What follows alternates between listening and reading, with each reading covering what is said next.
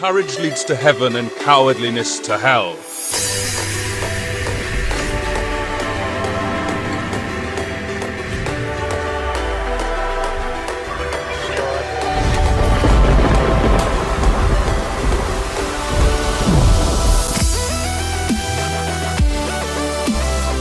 Yo, what's going on here on Clash? Welcome back to a brand new video. Yes, Andrew is here!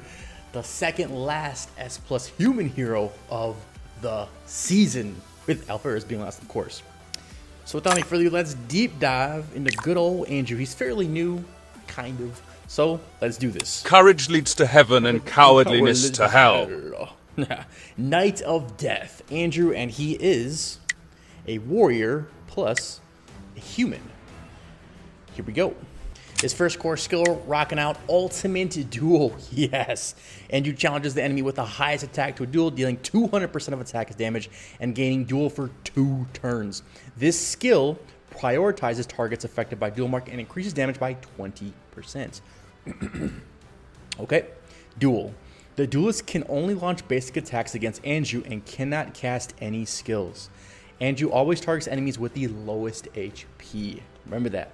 Lowest HP. Level 2, deal 300% damage, and level 3, deal 400% damage. Okay? Moving on to Ode to Darkness. Ode to Darkness. At the start of the turn, Andrew inflicts a duel mark on the enemy with the highest attack. Andrew deals 150% bonus damage to targets affected by duel mark and gains 20% damage reduction against other enemies.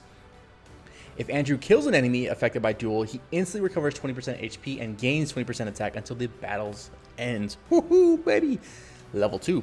Recover 30% HP and gain 30% attack until the battle's end, and increase damage by 175% and damage reduction by 25%.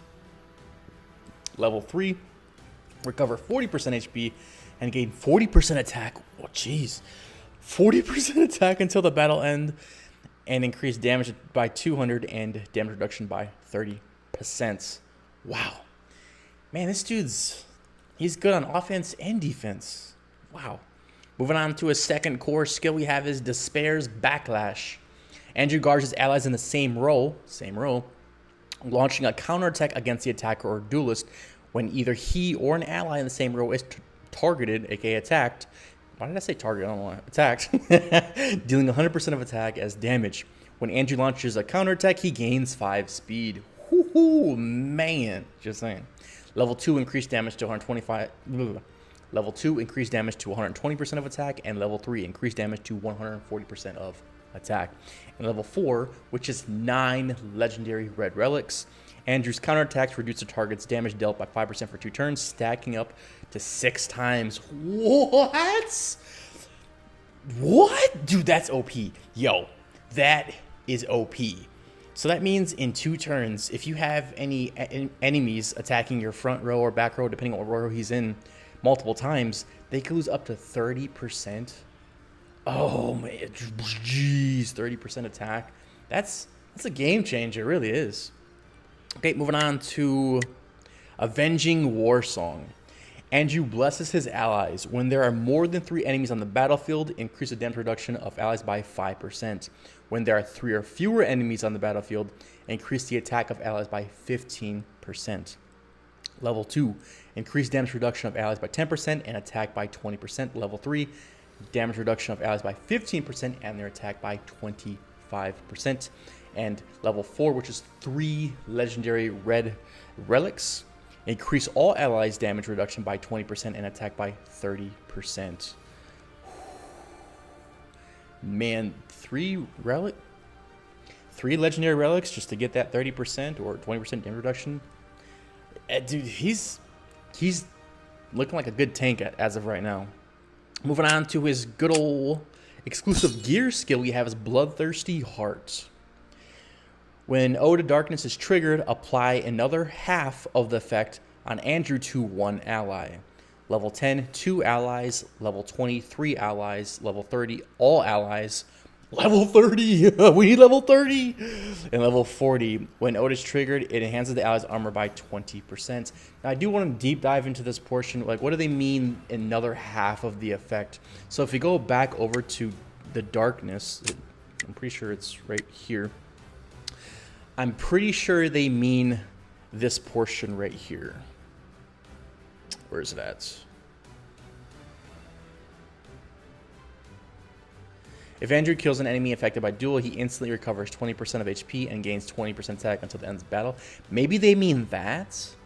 Because the beginning it says, at the start of the turn, Andrew inflicts a duel mark on the enemy with the highest attack. Obviously, they're not going to be doing that. Andrew deals 150% bonus damage to targets affected by duel mark and gains 20% damage reduction against other enemies. I don't think they would get that. I think they're talking about if your allies defeat an enemy, then they gain 20% attack and recover 20% HP. That's what I'm assuming. However, I will follow up with Hero Clash to get some verification, and the Trinity from the Future video will be right now. Trinity from the Future here. Yes, I was correct on my assumption. Level 3, if you're on level 3, recover 40% HP and gain 40% attack until the end of the battle. And that applies to all allies. So make sure you get his gear skill to level 30. That is crucial if you work on Andrew. Too easy. So we have our answer there, whatever it is. What is it? I want to go to the future. Back to the future. Okay, moving back to Andrew. Courage leads to heaven and cowardliness to hell. Now, first things first, when it comes to Ruins, I feel like he's I feel like he's an amazing secondary tank. I wouldn't put too much emphasis on him being offensive. I think he's better off on that half and half. He's a half and half hero, you know, half offense, half defense. So in this case, I have two perspectives. First things first, focusing on offense, there's just so much you could choose. First things first would be Judgment, of course, because attack, that's obvious. And then you can do the trio, which is Annihilation, Judgment, and Sin, depending on their armor. If there's not much armor, then you change over to Maniac, get his crit up, so he can hit more critical hits. Okay, now my second perspective on the offensive perspective is Judgment 100%, and then you could rock out Apocalypse. I think that would be absolutely amazing, and yeah, you could even argue Samurai. Oh, dude, like I said, he's very versatile. So what you choose, it all depends on who the allies are. Yes, he's one of those heroes where you have to pick and choose wisely. Okay. Now moving on to a defensive Andrew, I would 100% focus on good old Banshee. I think Banshee is the move, especially level 6. Yeah, absolutely amazing, you know. And then the next two slots, you could go with a half and half. You could go with Judgments for the last two slots, or you could go with Evolution. No, I wouldn't do that. I think I would go half and half. I would do half offense, half defense. So Banshee plus Judgment. Yeah, that's what I would do. And that's what I'm going to do as I build him. Moving on to armor, you have two perspectives. Either attack, attack, attack, boom. Or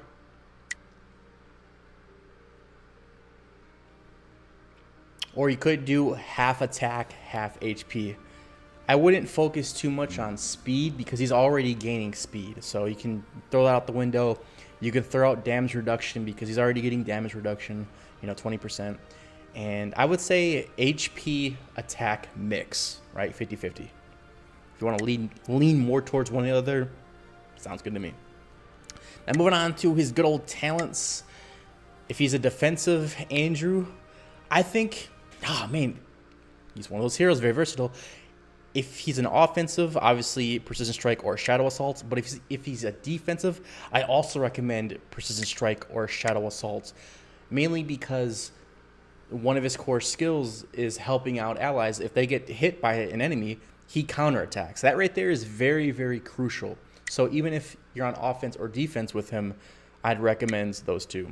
And same with Mythic Talents. I think Weak Point would be the best one, especially if the enemy has a lot of armor, because all those counterattacks ignore their armor, right? Or ignore 50% of their armor.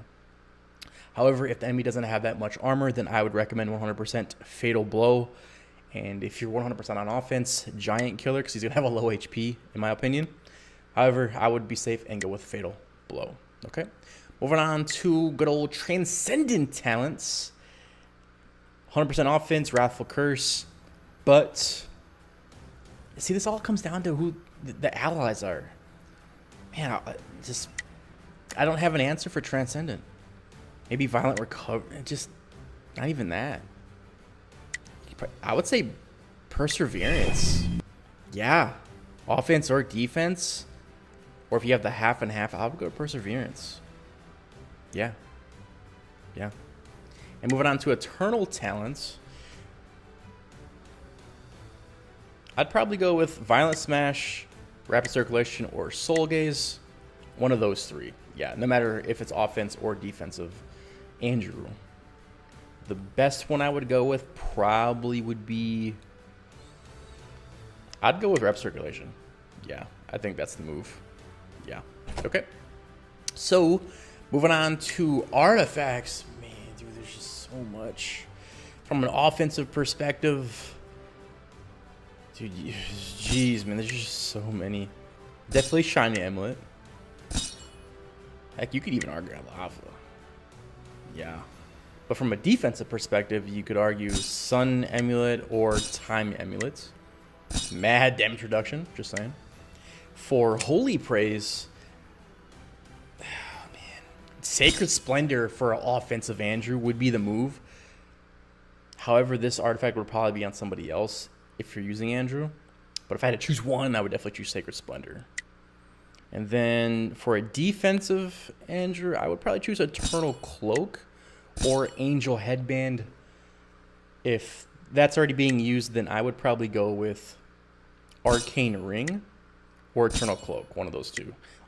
It's just so hard to choose because he's so versatile. And it all comes down to who his teammates are.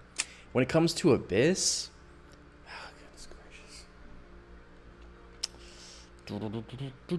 Devil's Claw, no. Devil's Bone Spike. You could argue Devil's Bone Spike. Devil's Fang, no. Eye of Destruction, no. Dragon Scale, no. Devil's Horn, no. Devil's Wing, absolutely not. Devil's Flag, no. Vambrace, no. Heart, no. Devil's Lance.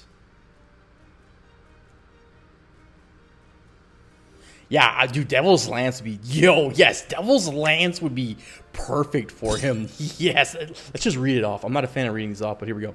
Increase attack by 20% at the start of the battle whenever the hero himself or an ally uses a basic attack or an active skill. Increase attack by 5% for 4 turns. Max 150% of attack. Yo, Devil's Lance for Andrew. Yes, for offensive Andrew, 100%, yo. Oh, yeah. Just saying. Okay. Now, did I go over Awakening skill? Battle Roar in the first 2 turns of the battle. Increase armor penetration by 30% and armor by 30%. Too easy. Okay. And what does the tutorial say? Here we go. They recommend Lava Amulet or Angel Headband. Like I said, it all comes down to, is he offensive? Is he defensive? Is he a mix? Just saying. Okay. Moving on to the talents. They recommend the Shield Lance? No. Boo. Weak Point, yes. Hey, we're the same on Perseverance. Let's go. And then Violent Smash, I completely agree. And then when it comes to Runes, they're going on a defensive perspective, a pure defensive perspective with the Runes, which is Banshee and Evolution. I personally will swap out Evolution with Judgment. Okay. Yeah, Andrew's one of those heroes. He's very interesting. He's very, very versatile, and you're going to see him more in the future, and I cannot wait to my future series. So my final thoughts when it comes to Andrew, I do think he's an amazing hero. I just don't think he's worth building right away. If you have majority of your S+ heroes already built, I'm talking the main heroes, not, the new heroes. I do think he's worth building, but I would wait until you have majority of your S+ heroes maxed out. I'm talking Alvarez, Fagin, Phoenix, Natalie, etc. And then after them, then I would work on Andrew. And yeah, he's already in the puzzle pieces, and that's what I used to get him the Transcendence. So, however, after you make it that far in the game, it's very crucial that you test him out with different heroes, because he's one of those defensive tank heroes where you can put with anyone and they'll complement your main attacker. He will complement your main defense heroes. So he's an absolute beast, and I cannot wait to show y'all more of him in the future. So yeah, with that being said, I'll see y'all in the next video. Greatness manifested.